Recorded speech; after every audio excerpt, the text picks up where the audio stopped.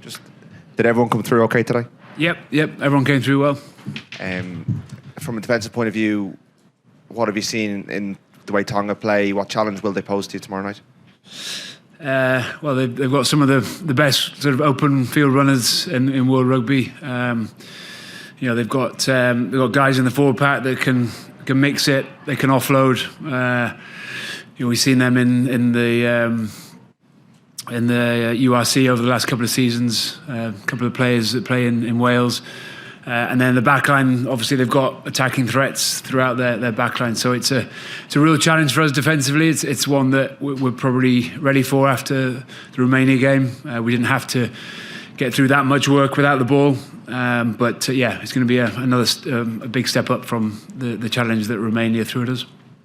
Hugo, Charles Piatow named at 15. He's got a special highlight reel. What do you expect from him on that backline? Yeah, he's a serious player, isn't he? He's a real danger threat for them, and he's shown it for years now. He's well experienced. So, they've, as Simon was saying, they've threats across their backline and in the pack in that back row. So, we've gotten to familiarise ourselves with a few of them this week, but we've known of some of their threats for years now. If you can just pass the mic forward, sorry. Hi Simon, Michael Gannon, RTE. No, just wondering, slightly late out to the field today, was that to curtail the time spent in the heat, or was there any issues there? No, as far as I'm aware, there's no issues. I didn't know that we were late, but yeah, I mean the heat is still something that we have to be aware of. It's not something that's going to be an issue tomorrow night, hopefully, in terms of the kick-off time. But we tend to not always use the whole period of captain's run, just depending on how the players are feeling and what we need to get through. So no, there's no reason for that. Tadhg, can you just compare the conditions there today and last week? Is it worse? Are you very used to it at this stage? I was thinking of putting a jumper on today compared to what we're used to. So although it is hot, you recognise it's hot, it doesn't feel hot compared to it. It's like an oven, you know what I mean? Or someone blowing a hairdryer in your face the last few weeks. Thank you. Hi, James from Sky Sports News. I guess the team selected shows just how much Ireland as a squad respect Tonga. Bossman, I don't pick the team. I think everyone's just delighted to get another opportunity. It's a privilege to play, and of course we respect Tonga and their players. And I always put, like, you think of where they're coming in from, and it's their first game of the World Cup, but the players that play all over the world really, and it must be special for them to get their countrymen in a room and gel and bond for a prolonged pre-season. We're very lucky we get to do it majority of the time in Ireland, but it's a special tournament for them, and to spend it with their countrymen for a long time. So of course we respect them. Hugo, has it been easy to take it one game at a time when you know what you've got in store over the next 3 weeks? Yeah, I think it has. I know throughout the pool there's tough games coming up, but like Tonga are serious side, serious threats and individuals across the team. So we're only looking at them, only focusing on this week. Thank you. Hugo, can I just ask you about the kicking game? We've seen in all the big games over the last week how important it is strategically. How much work are you putting in your opposition analysis, preparing for that specific element of the game?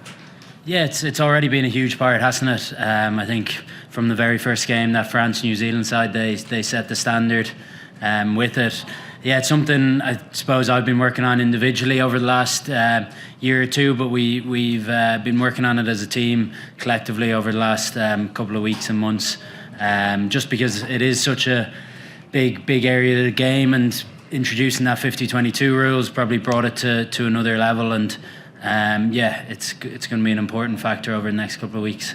Simon, can I just ask, from your point of view, with the importance of the same thing and the amount of work that you have to put into how you use the backfield and all that sort of thing? Yeah, I'd say Hugo's been probably modest in terms of he and the back three guys are excellent in terms of taking ownership of that area. Not only what's coming at us, but where we can identify where there might be space or opportunities in our attacking kicking game. So yeah, it is It's clearly a major part of the game, and like Hugo said, we've seen the use of the boot. The ball seems to be travelling a little bit further, according to the statisticians. But it is a really crucial part of the game, and it's not just the guys who are kicking the ball; it's the guys who are chasing. It's a team. It's a team element that we need to make sure that we stay on top of. Tonga have a couple of really good individual kickers in their team that can also put us under pressure. So yeah, it's a big part of the game, and one that, to be fair, the players take massive ownership in driving the standards. Thank you. Just quickly pass these along. Tadhg, just wondering how you feel about facing this Tongan front row. Apparently they weigh in at 387 kilos. Sometimes in scrummaging there's no replacement for displacement. Where weight makes it heavy, it makes it hard because of the nature of it. And look, it's a big challenge. They have a big pack, and we have to be technically good. What does the squad take from the Samoa game here a couple of weeks ago? Obviously that game was fixed with this game in mind. There's a lot to learn in it. You know what I mean?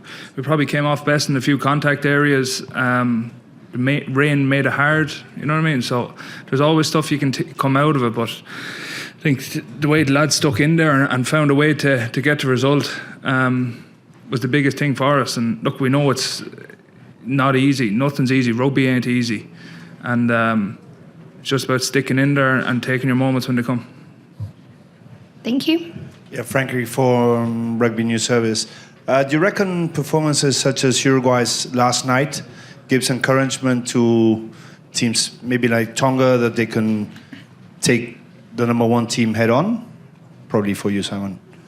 I think I think we all probably watched that game last night and were really impressed with the way Uruguay played. They didn't give France a moment to settle into the game and get into their rhythm, and they played some really good attacking rugby themselves. So yeah, listen, we know, like Tadhg said, these teams have limited time together outside of World Cup cycles, and then in World Cup cycle they get that 10-12 week period together, and they become real quality outfits. And it's other times of the 4 year cycle they probably get by virtue of the way that things are, they get little time together and they don't have that time to gel. But we know that the likes of Uruguay and other teams in those positions become stronger and stronger in this period, and we're expecting a similar type of game tomorrow night in terms of the way Tonga want to play. They attack well, but they'll certainly want to come and hit and